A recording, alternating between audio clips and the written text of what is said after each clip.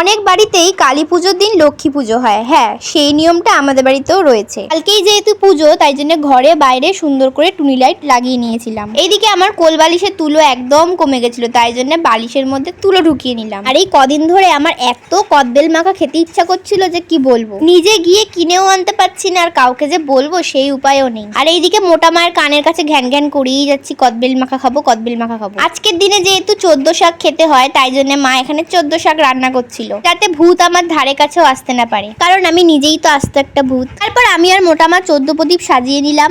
আর এই 14 প্রদীপ সাজতে গিয়ে হাতের মধ্যে ছ্যাঁকাও খাইছি। দীপাবলিতে সবার মনে আলোর ফুলকি ঝরে, কিন্তু আমার মনের মধ্যে দুঃখের শেষ নাই। পুরো দীপাবলিতেই আমাকে একা একা কাটাতে হয়। পুজোর এই কটা দিনে আমার বাড়ির পুজোর কাজ সারতে সারতেই সময় চলে যায়। তারপর চলে এলাম নাড়ু বানানোর জন্য। আমি আর মোটা মা এমন গরম গরম নাড়ুর পাক দিয়েছি যে হাতেই ফোসকা পড়ে গেছে। নাড়ু খেতে কার না ভালো লাগে, নাড়ু সবার ভালো লাগে, কিন্তু নাড়ু যেহেতু মিষ্টি, তাই জন্য আমার অতটাও ভালো লাগে না। আর এই বছর আমাদের বাড়িতে পুজো একদম ছোট করে হচ্ছে, তাই জন্য নাড়ুর পরিমাণও কম, আর তিলের নাড়ু তো বানানোই হয়নি। তারপর বানিয়ে নিলাম গুড় দিয়ে খই মাখা। মোটা মা গুড়টাকে ঢালছিল আর আমি নাড়িয়ে নাড়িয়ে মাখছিলাম। মোটা মা যখন নাড়ু বানায় তখনই আমি খাই, তাছাড়া এমনি আদার্স কেউ নাড়ু দিলে আমি খাই না, আর আমার নাড়ু অত ভালোও লাগে না। যাই হোক, তারপরে চলে এলাম ঠাকুরের ভোগের সবজি কাট। আমার সবজি কাটা কমপ্লিট করে চলে এলাম আলপনা দেওয়ার জন্য। মা এখানে সুন্দর করে আলপনা দিচ্ছিল খড়ি মাটি দিয়ে। মোটা মা এত সুন্দর আলপনা আঁকে, পাড়ার লোকেরা মোটা মাকে ডেকে ডেকে নিয়ে যেত আলপনা আঁকানোর জন্য। খড়ি মাটি দিয়ে আলপনা আঁকাটার বেশি সৌন্দর্য ফুটে ওঠে, কিন্তু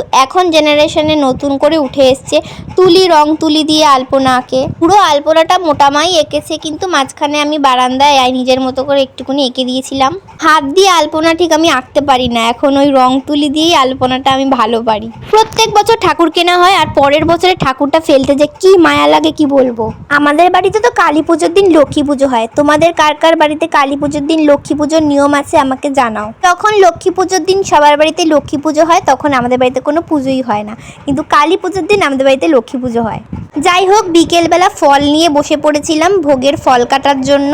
আর সব কাজের মধ্যে আমার এই কাজটাই সব থেকে বেশি ভালো লাগে, ফল কাটা আর সবজি কাটা। ফলগুলোকে সুন্দর করে গোটা গোটা করে কেটে তারপরে চলে এসেছিলাম পঞ্চপ্রদীপ সাজাতে। আমার মায়ের যেমন সব রকমের গুণ আছে কাজের দিক থেকে, তেমন মায়ের দেখা দেখি আমিও সবকিছু শিখে গেছি। কিন্তু কথায় আছে, মানুষের ভালো গুণগুলো চোখে পড়ে না। তুমি একদিন খারাপ কিছু করবে, তুমি খারাপ হয়ে যাবে, তো তোমার হাজারটা গুণ থাকা সত্ত্বেও একটা খারাপের দিকেই কিন্তু মানুষ ওই খারাপটাই তুলে ধরবে। যাই হোক, পঞ্চপ্রদীপে তেল দিয়ে সাজিয়ে, নৈবেদ্য সাজিয়ে, তারপরে চন্দন টন্দন বেটে চলে এসেছিলাম ঠাকুরের ভোগ বানানোর জন্য। আর এইদিকে ঠাকুরের ভোগ বানাতে বানাতেই ঠাকুর মশাই চলে এসেছিল। পুজোর সমস্ত কাজ মাই বেশিরভাগ করেছে, কিন্তু আমি সাথে সাথে একটু একটু সাহায্য করে দিয়েছিলাম। হ্যাঁ, আমাকে দেখে অকম্মের ঢেকি লাগলেও আমি কিন্তু অকম্মের ঢেকি একদমই নই। পুজোর কাজ থেকে বাড়ির কাজ সবটাই মোটামুটি আমি পারি, আর সবটাই শেখা আমার মায়ের কাছ থেকে। আমার মা বলতে পারো রূপে গুণে সম্পূর্ণান।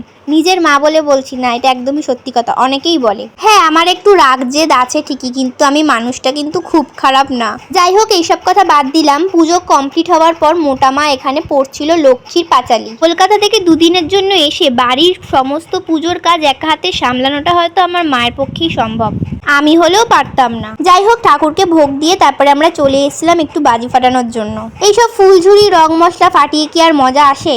বাজি হবে বাজির মতো, চকলেট বোম, আলু বোম, লঙ্কা ফটকা, তুবড়ি, এইসব না হলে কি আর বাজি ফাটিয়ে মজা আসে? এইসব ফুলঝুরি রং মশলা এগুলো তো বাচ্চাদের বাজি। ছোটবেলায় একবার চকলেট বোম ধরিয়ে একজনের বাড়িতে ঢুকিয়ে দিয়েছিলাম, তারা ঘরে বসে দেখছিল টিভি, প্লাস্টিকের দরজা মজ্জা পুরো ফেটে উড়ে গেছে, আর আমি তো চকলেট বোম ফেলেই একদম খিচে দৌড়। কোথায় আর পালাবো? তারপর তো আমাকে খুঁজে বার করে দিছে ঝাড়। তারপর থেকে যে চকলেট বোম ফাটানো বন্ধ করেছি, এখনো পর্যন্ত আর ধরি না। আমার একলা দীপাবলিতেই একা একা বাজি ফাজি ফাটিয়ে তারপরে চলে এসেছিলাম ঠাকুরের প্রসাদ খেতে। প্রত্যেক বছরই আমাদের বাড়িতে খিচুড়ি ভোগ করা হয়, কিন্তু এবছর আর মা যাতে চাপ হয়ে যাবে তাই জন্য করা হয়নি। তো যাই হোক, আমার দীপাবলিটা এইভাবেই কেটেছে। তোমাদের কেমন কেটেছে জানিও। তো দেখা হবে নেক্সট কোনো ভিডিওতে, ততক্ষণের জন্য টাটা বাই।